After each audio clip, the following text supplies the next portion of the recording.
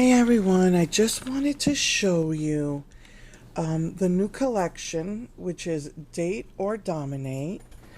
I just opened these out of their packaging, but over the weekend, the Aesthetic Edge did her review and swatches.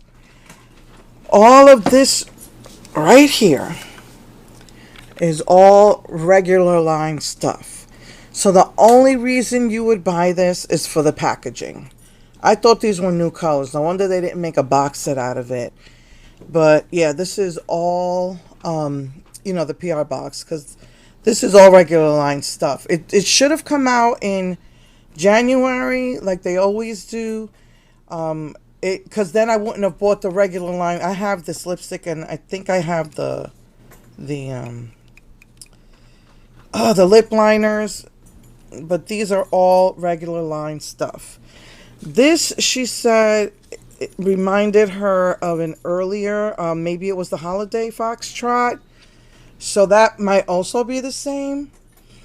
This is the only stuff, if you just want the new Wet n Wild stuff, this is the only thing worth buying, unless you're a collector like me and you want the packaging. But just up front, this is the only new stuff in this Date or Dominate collection.